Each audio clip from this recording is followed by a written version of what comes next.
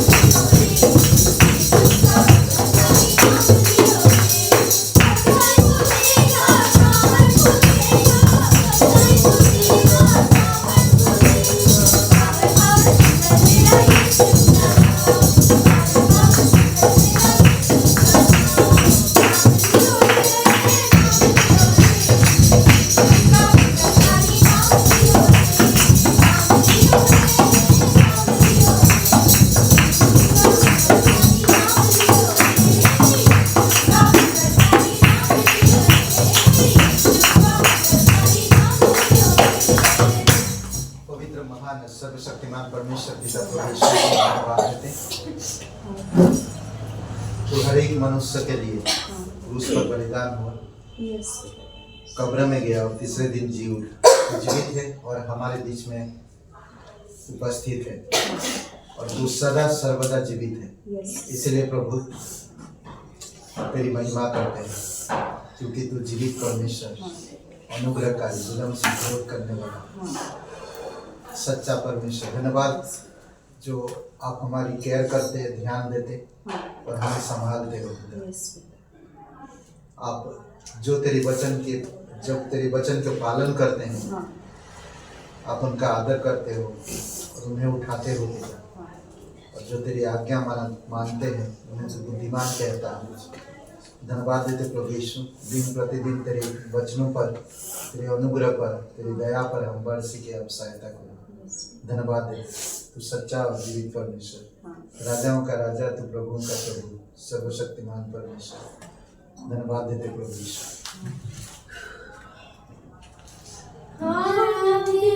यीशु तुझे सारी आराधना, यीशु तुझे आराधना, यीशु तुझे सारी आराधना, यीशु तुझे कहते मैं करूँगा तेरा ऊपर मैं चलूँगा, तेरे चरणों में ही रहूँगा।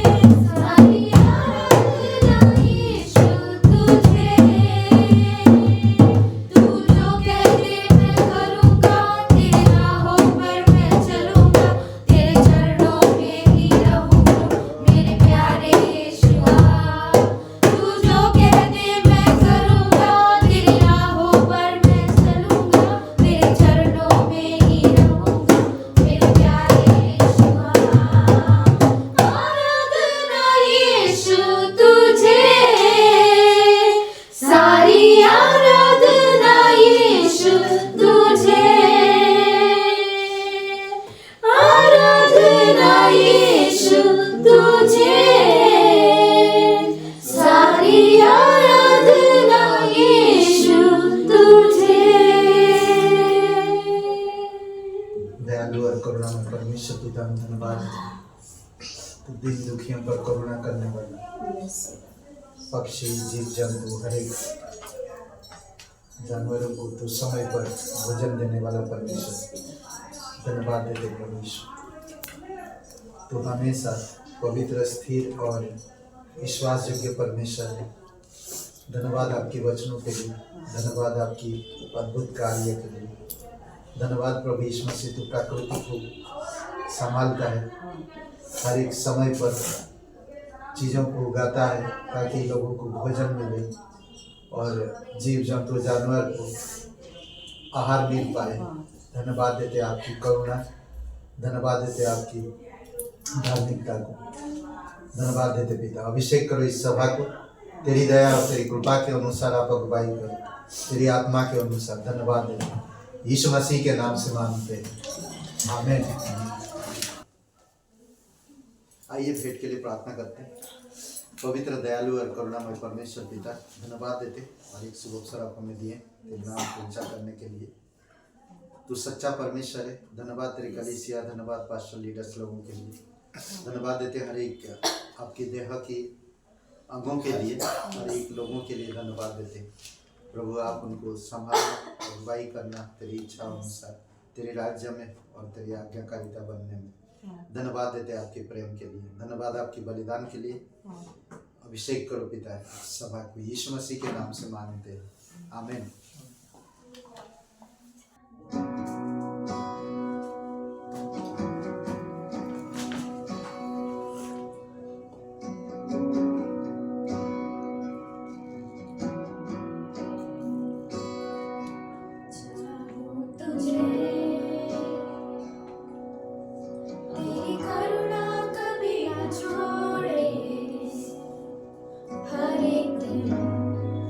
तेरे हाथों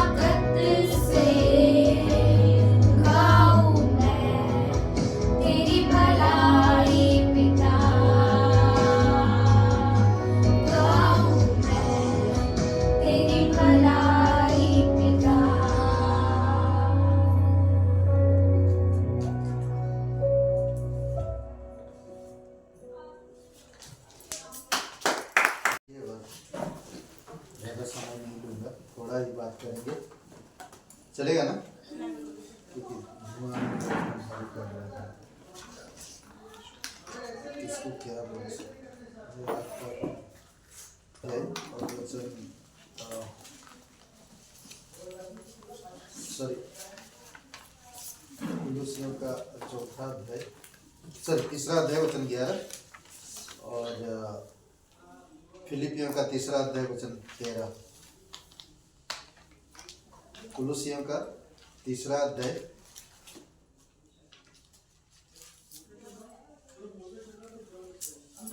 वचन 11, करेक्ट?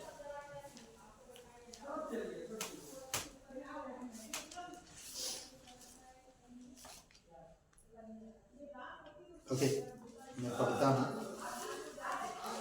उसमें ना तो यूनानी रहा और ना यहूदी, ना खतना रही, ना जंगली, ना स्कुती, ना दास और ना स्वतंत्र, केवल मसीह सब कुछ और सब में है।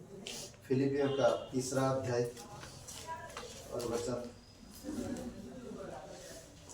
13।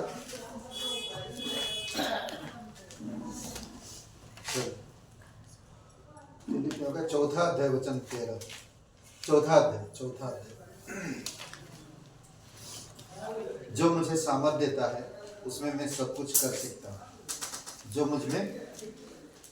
जो मुझे सामर्थ देता है मैं उसमें सब कुछ कर सकता हूँ।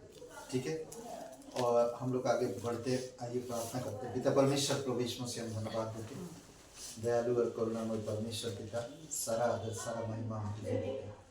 धन्यवाद देते इस सभा के लिए, इस संदेश के लिए। तेरी आत्मा के द्वारा तू अगुवाई कर और हमारे हृदय से बातें कर पिता। धन्यवाद यीशु मसीह के नाम से, आमीन। ओके, मसीह सब कुछ है, यानी कि क्राइस्ट इज एवरीथिंग। मसीह सब कुछ है। ओके, अगर आज कोई बिलीवर है और विश्वास करते हैं तो उनको समझना होगा कि मेरा सब कुछ प्रभु है। उनका जीवन का केंद्र और जीवन का मार्गदर्शन प्रभु यीशु मसीह है। ओके, इसका सही अर्थ में अगर मैं कहूँ तो मसीह सब कुछ है का अर्थ है यीशु मसीह हमारे जीवन में सब कुछ प्रदान कर सकते हैं जो हमें चाहिए। वह हमें उद्धार, शांति, आनंद और जीवन का अर्थ प्रदान करते हैं। ओके, जीवन का अर्थ हमें प्रदान करते हैं। विश्वासियों का यीशु मसीह उनके जीवन का केंद्र में है ना। हर एक विश्वासी का यीशु मसीह उनके जीवन का केंद्र है ना। एक मजबूत और एक लक्ष्य है यीशु मसीह, और वह उनके हर निर्णय और कार्य में उनका मार्गदर्शन करते हैं। अगर आप यीशु मसीह पर विश्वास करते हो तो आप उनके निर्णय लेकर चलना पड़ेगा। अभी देखेंगे हर एक घर में एक फैमिली डॉक्टर होता है, करेक्ट? एक फैमिली डॉक्टर होता है। जो घर में कुछ होता है तो वो डॉक्टर उनका इलाज करता है। और हर घर में एक वकील होता है। हर एक घर का कोई ना कोई एक जान पहचान वाला वकील है, सलाहकार है। तो ये जब कुछ सलाह मशवरा लेना पड़ता है तो उनके पास जाना पड़ता है और उनसे सलाह लेकर किया जाता है। ओके, और दूसरी बात जो हम देख सकते हैं कि मसीह लोगों में क्या है।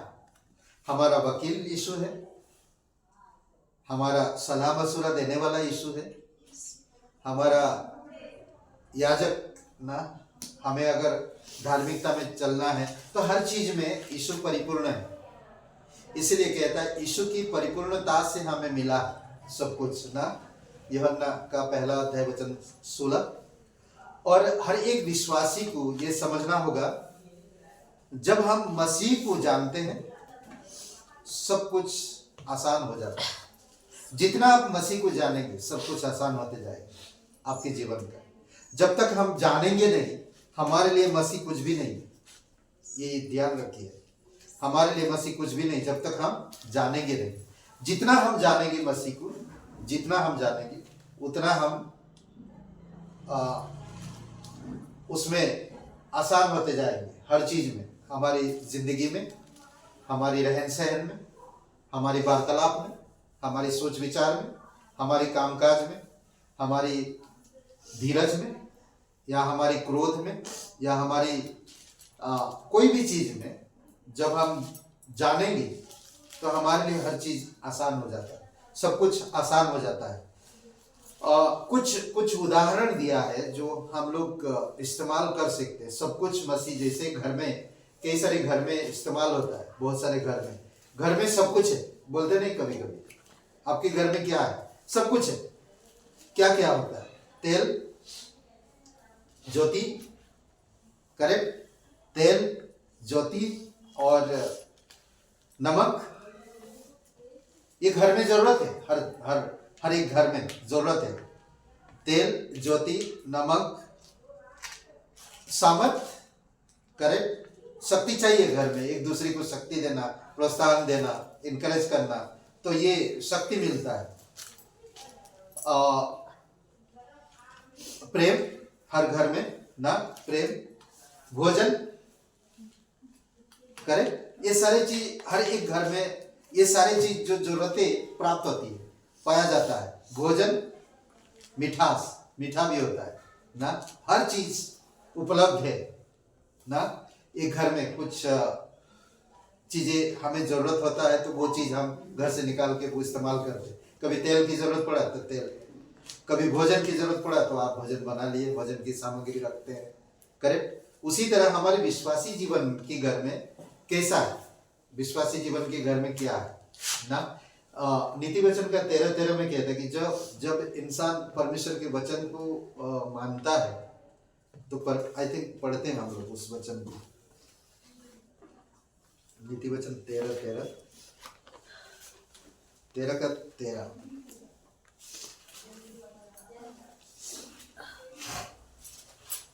सुंदर वचन है। और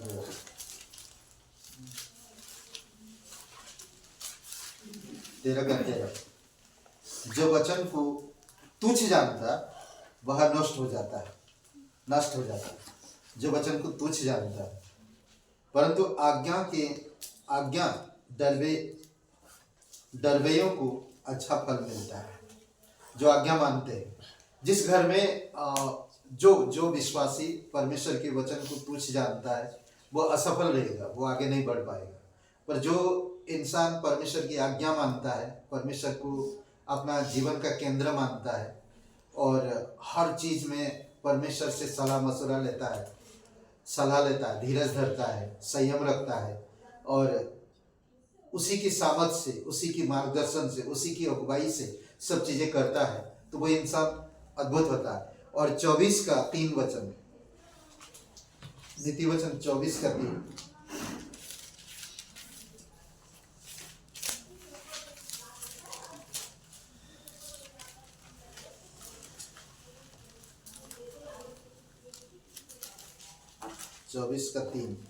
घर बुद्धि से बनता है और समझ के द्वारा स्थिर होता है। ओके, घर बुद्धि से बनता और समझ के द्वारा स्थिर होता है। जो इंसान, जो विश्वासी अपने आप को परमेश्वर के द्वारा बुद्धिमानी से काम करता है और समझ के द्वारा स्थिर करता है तो वो आगे बढ़ेगा अद्भुत तरीके से। तो हम लोग कुछ चीज़ों का जिक्र करते, तेल ना, तेल से क्या होता है? अगर आत्मिक तौर पे देखा जाए तो अभिषेक किया जाता है, तेल से अभिषेक किया जाता है। या कोई रोगी है तो उसको तेल मल कर प्रार्थना करते हैं तो वो चंगे हो जाता है। तो तेल का हमें क्या दर्शाता है, इसमें हम लोग देखते हैं। ओके, जीवन की पहिया में तेल की जरूरत है, करेक्ट। जीवन की पहिया में, अब हर एक पहिया में क्या करते, ग्रीस लगाते या तो तेल लगाते, करेक्ट। अभी हम लोग जा रहे थे लखीमपुर, जाने से पहले मैं थोड़ा गाड़ी को चेक कराना था तो उसने ऑयल डाला, तेल डाला, और ताकि गाड़ी सही से चल सके। और उसी प्रकार हमारे विश्वासी जीवन में इस जीवन की पहिया के लिए ऑयल की जरूरत है, तेल की जरूरत है। पहला यूहन्ना 2:20 में, परंतु तुम्हारा तो उस पवित्र से अभिषेक हुआ है और तुम सब कुछ जानते हो। पवित्र से अभिषेक हुआ। आपका जीवन पवित्र से अभिषेक हुआ। कभी कभी तेल का मतलब हम लोग बाइबल में वचन को भी दर्शाता है। एक अद्भुत बात है ना, आपका जीवन की पहियों में तेल की जरूरत है, करेक्ट ना? आपका जो विश्वासी जीवन की पहियों में तेल की जरूरत, और वो क्या? पवित्रता से जो आपका अभिषेक हुआ। तुम सब कुछ जानते हो ना, हम जान रहे हैं कि परमेश्वर प्रभु यीशु मसीह मेरे पापों के लिए क्रूस पर बलिदान हुआ, मुझे नरक से छुड़ाया, मौत से बचाया और मुझे संसार से अलग किया और मुझे नया जीवन दिया। ये सब चीजें मैं जान रहा हूँ, और जानने के बावजूद भी अगर मैं तेल नहीं डाल रहा हूँ ना विश्वासी जीवन में, तो मैं गड़बड़ कर रहा हूँ। तेल ना डालने से क्या होता है? जंग पकड़ता है, वो टूट भी सकता है, वो बराबर से चलेगा नहीं ना, आवाज आएगा, चलेगा पर आवाज आएगा और कुछ भी हो सकता है। तेल नहीं देने से अभी क्या होएगा? टूट सकता नहीं, क्या होता है? बंद पड़ सकता है, जाम हो सकता है। तो इसीलिए आपकी विश्वासी जीवन की पहियों में तेल की जरूरत है, और वो है पवित्रता, परमेश्वर के वचन। ओके, दूसरी बात हम देख सकते हैं, ज्योति हृदय के दीपक का ना, हृदय के दीपक का, आपका हृदय दिया की समान ज्योतिमय हो। यूहन्ना 8:12 में यीशु ने फिर लोगों से कहा, जगत की ज्योति मैं हूं, जो मेरे पीछे हो लेगा वह अंधकार में ना चलेगा। जगत की ज्योति मैं हूं, जो मेरे पीछे हो लेगा वह अंधकार में ना चलेगा परंतु जीवन की ज्योति पाएगा। अद्भुत है ना, जीवन की ज्योति पाएगा। और इसलिए कहता है कि परमेश्वर की सच्चाई को मोल ले, उसको बेचना नहीं ना। ये तेरे लिए ज्योति का काम करता है। परमेश्वर का वचन हमारा ज्योति है, जितना हम हृदय में रखेंगे दिया जलते रहेगा। आपका हृदय अच्छा रहेगा, आपका दिल अच्छा रहेगा, आपका चाल चलन, आपकी व्यक्तित्व, आप अंधकार में नहीं, आप ज्योति में हैं, आप ज्योति में हैं। जो क्या कह रहा, जो मेरे पीछे हो लेगा वह अंधकार में ना चलेगा परंतु जीवन की ज्योति पाएगा। ओके, इसलिए पौलुस वो जान गया, जब यीशु मसीह को जान गया, वो सब कुछ छोड़ दिया। उसने कितना पढ़ाई किया था, उसका टैलेंट क्या था, वो क्या कर सकता था, वो सब कुछ त्याग दिया। क्यों? क्योंकि वो उसको चाहिए था वो ज्योति, वो तेल ना, वो शक्ति चाहिए था। इसीलिए हर जगह पे वो बता रहा ना कि सब कुछ वही है और सब कुछ मैंने छोड़ दिया और जो कुछ भी मैं हूँ परमेश्वर के अनुग्रह की वजह से हूँ। पौलुस कह रहा, बहुत सारे ऐसे लोग हैं, पतरस के जीवन को भी देखेंगे, वो सब कुछ त्याग दिए वो लोग परमेश्वर की प्राप्त करने के लिए, उसको जानने के लिए।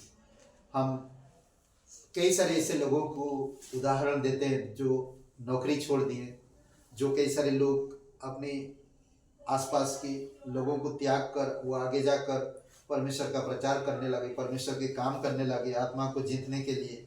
कई सारे लोग ऐसे जो परमेश्वर के लिए, परमेश्वर को वो लोग जान गया और परमेश्वर को सब कुछ समझा। इसलिए पौलुस कहता, जो मुझे सामर्थ देता ना, फिलिपियों का 4:13 में, जो मुझे सामर्थ देता उसमें मैं सब कुछ कर सकता हूँ।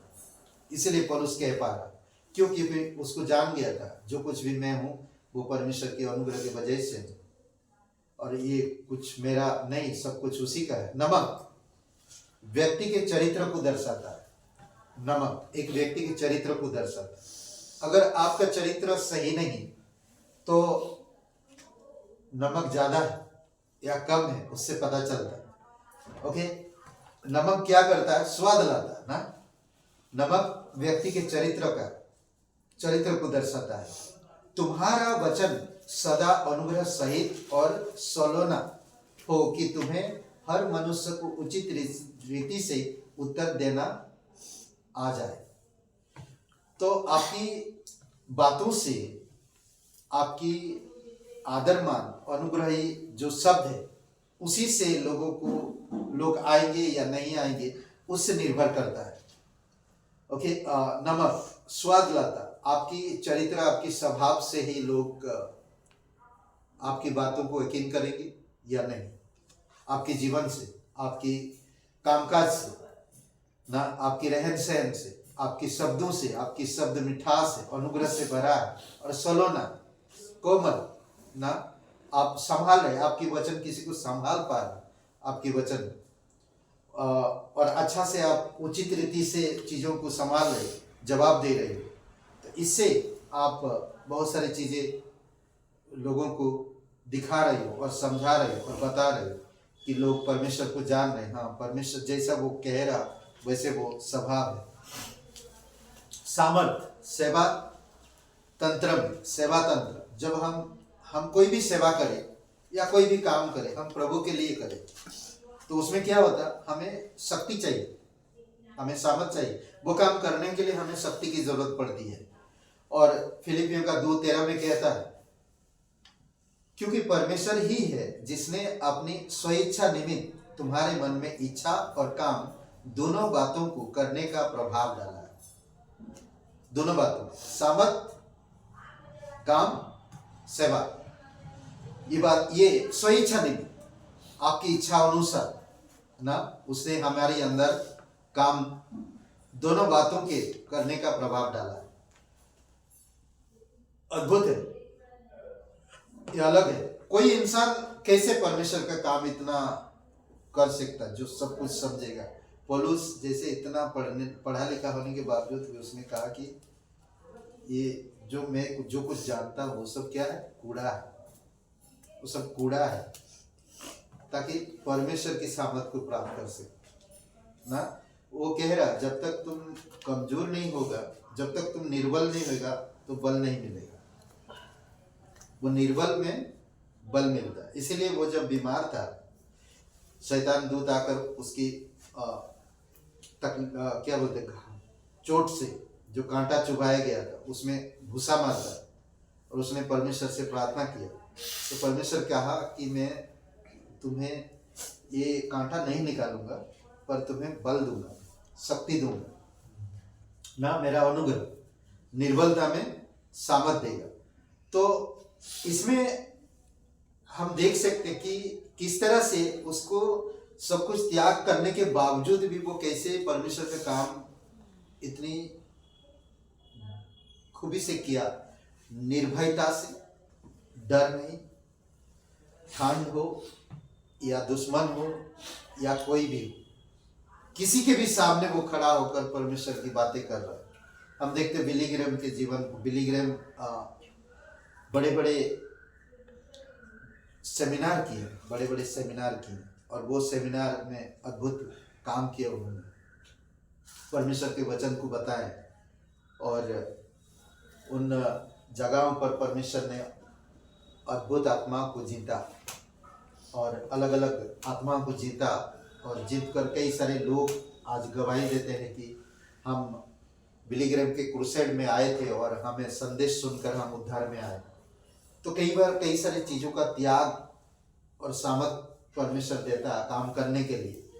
पौलुस, यूहन्ना, पतरस, ये सारे लोग, हम पुराने नियम में भी कई सारे लोगों को परमेश्वर के लिए जो इच्छा परमेश्वर उनके मन में डाला और काम करने के लिए, तो वो अद्भुत तरीके से किया उन्होंने। और हम देख सकते हैं प्रेम घर के लोगों में, प्रेम ना, यूहन्ना 11:5 में यीशु मार्था और उसकी बहन लाजर से प्रेम रखता था। यीशु मार्था और उसकी बहन और लाजर से क्या करता था? प्यार करता था। घर में प्यार था ना, कैसे था ना, भाई बहन है और यीशु भी है और प्यार है उस घर में। तो उसी तरह हमारे भी घर में यीशु है, तो आपस में हम प्यार है ना। किसी से ज्यादा यीशु प्यार करता, लाजर से वो प्यार करता था, उसकी बहनों को मालूम था। ये बात सबको मालूम था कि यीशु उस घर में है, उस भाई बहन और यीशु है और प्यार है उस घर में ना। भोजन आवश्यकता की मेज पर जब हमें जरूरत हो तो एक अलग चीज होता है। हर दिन हमें भोजन की जरूरत पड़ती है एक घर में। उसी प्रकार आत्मिक जीवन में, आपकी विश्वासी जीवन में हर दिन वचन पढ़ने की जरूरत है। यूहन्ना 6 और वचन 35 में कहता, यीशु ने उनसे कहा, जीवन की रोटी मैं हूं, जो मेरे पास आता है वह कभी भूखा ना होगा, और जो मुझ पर विश्वास करता है वह कभी प्यासा ना होगा। वो कभी भूखा नहीं रहेगा। वो हर दिन वचन पढ़ता है, आत्मिक जीवन को बल देता है, शक्ति देता है और सामर्थ देता है। वचन के द्वारा रोज खाना खाता है। ओके, और उस घर में भी, और ऐसे एक जगह है जो मिठास की बात करता है। मिठास, जांच के कप या प्याले में जांच करो। मिठास बोलते, अरे वाह, जब आप कहीं पर जाते मीठा आता है तो आप बोलते नहीं, अरे वाह। उसके लिए स्पेशल बोल होता है, उसके लिए प्याला होता है स्पेशल ना, उसके लिए चम्मच अलग होता है उसका, नहीं वो खाने की चीजों से नहीं मिलाते कई बार। और देखते हैं हम लोग इसका पहला पत्रस का पहला अध्याय वचन 7-8, एक जांच होती मिठाई का मिठास जो आता है, मीठा जो होता है वो उसका जांच होता है। और हमारे विश्वासी जीवन का भी जांच होता है ताकि हम मीठा बन सके, विश्वासी जीवन मीठा हो सके। ओके, 7 वचन में यह इसलिए है कि तुम्हारा परखा हुआ विश्वास, जो आज से ताए हुए नासवान सोने से भी कहीं अधिक बहुमूल्य है, यीशु मसीह के प्रकट होने पर प्रशंसा और महिमा और आदर के कारण ठहरे। इससे तुम बिन देखे प्रेम रखते हो, और आप तो उस पर बिन देखे भी विश्वास करके ऐसे आनंदित और मग्न होते हो जो वर्ण से बाहर और महिमा से भरा हुआ। ओके, पहली बात हम लोग देखते हैं कि सोने से भी आपका विश्वास को मूल्यवान दिया, सोने से भी आपका विश्वास को मूल्य दिया। जो नासवान सोना, इस धरती के सोने सब नाश होएगा, उससे भी बढ़कर आप हो। आपका विश्वास परख रहा और तुलना कर रहा, परख कर तुलना करता कि नासवान सोने से भी तुम्हारा विश्वास बड़ा मूल्यवान है पहले ना। और कहते हैं कि यीशु मसीह के प्रकट होने पर प्रशंसा और महिमा और आदर का कारण ठहरेगा। आदर, प्रशंसा और महिमा और आदर का कारण ठहरेगा। और ये उसके बाद ये बातें बता रहा कैसे होगा, बिना देखे। इससे तुम बिना देखे प्रेम रखते हो। हम लोग यीशु मसीह को कभी देखा नहीं, बिना देखे हम प्रेम रखते हैं। अब तो उस पर बिन देखे भी विश्वास करके ऐसे आनंद और मग्न होते हैं जो वर्ण से बाहर और महिमा से भरा हुआ, एक अलग, एकदम पूर्ण रूप से एकदम अलग है और महिमा से बाहर है। ये हमारी सोच से बाहर है। जब यीशु आएगा तो आप देखेंगे, हो सकता है कई बार आपने कुछ छोटी छोटी चीजों को त्याग दिया ना। कई बार देखेंगे कुछ पार्टी वगैरह में कुछ लोग होते हैं सिर्फ बाकी सब चीजों को त्याग देंगे, मीठा को खाएंगे, मीठा को पसंद करते हैं। कभी कभी हम लोग परमेश्वर के वचन में ऐसा कई बार होता है, हमारे विश्वास को परखा जाता है हमारे अंदर मिठास लाने के लिए और मूल्यवान बनाने के लिए, ताकि आपका विश्वास यीशु मसीह के सामने आदर, महिमा और प्रशंसा के योग्य ठहरे। जो आज बिन देखे आप विश्वास कर रहे हो, मानो ऐसे आनंद होते हो वर्ण से बाहर। तो ये एक दिन प्रभु आएगा जब, तब वही प्रकट होगा। और ये मीठा जांच के कप ना, आप जांचे हुए, जांच के प्याले हुआ ना, आप जांचे हुए, आप परखे गए हो, आप खरा निकले हो और नासवान सोने से भी आप मूल्यवान ठहर गए हो। इसीलिए जब यीशु के सामने होंगे तो आपको प्रशंसा, महिमा और आदर मिलेगा और वो प्रभु यीशु मसीह करेगा। कई बार देखेंगे हम लोग सब कुछ का मतलब है सब कुछ, सब कुछ का मतलब है सब कुछ। इसका एक अर्थ है, मैं बताना चाहता हूँ कि देखेंगे बहुत सारे खेल होती है आज संसार में, बहुत सारे खेल जो कहा कि कहते हैं अगर आप 5 रुपया से ये सिक्के को मारेंगे तो उसमें जितने भी सिक्के हैं वो आपकी हो जाएगी। एक सिक्के को आपको मारना है, उसी सिक्के को लगना चाहिए।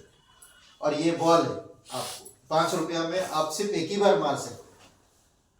तो किसी ने 10 रुपया दिया तो 2 बार मारेगा, तो एक बार मारा तो ऐसा एक गोल बनाते हैं, इसमें बहुत सारे सिक्के हैं और बीच में एक सिक्का है, उसी को लगना चाहिए ऐसे ना। जैसे बलून में बंदूक मारते हैं तो वो बलून, अगर आप कोई भी बलून एक फोड़ोगे तो आपको पुरस्कार मिलेगा ना, सब कुछ नहीं मिलेगा पर उसमें एक पुरस्कार होता है, एक बलून फोड़ेंगे पुरस्कार।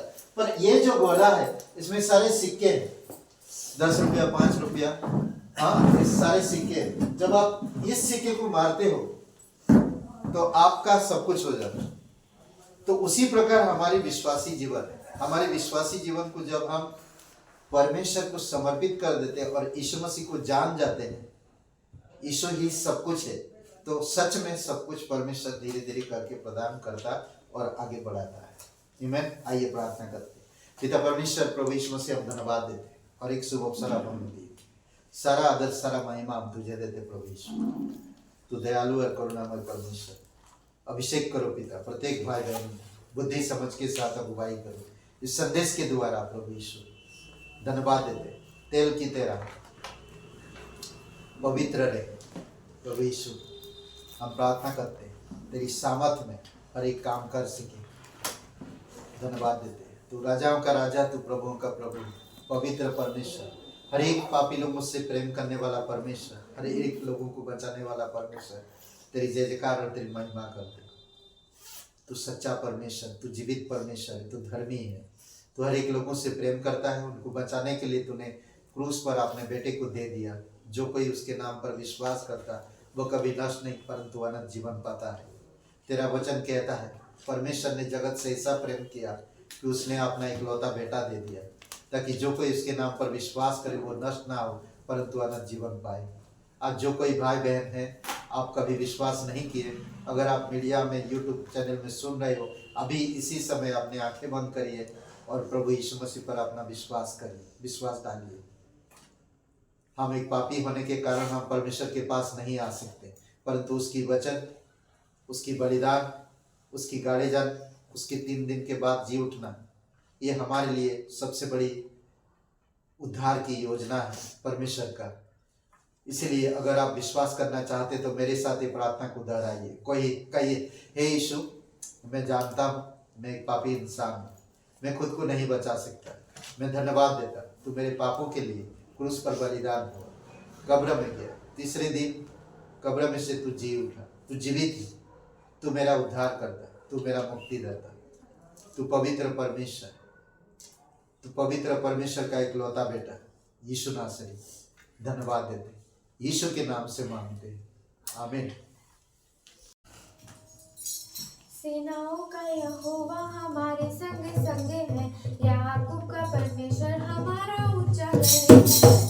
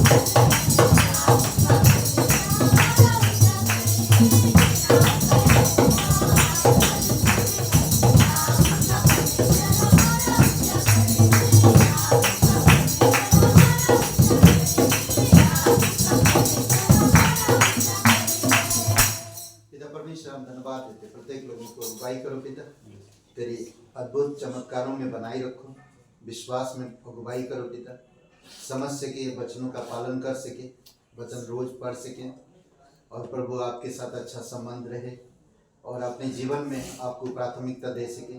आप अगुवाई करो। प्रत्येक लोगों की घटी कमी को आप जानते हो।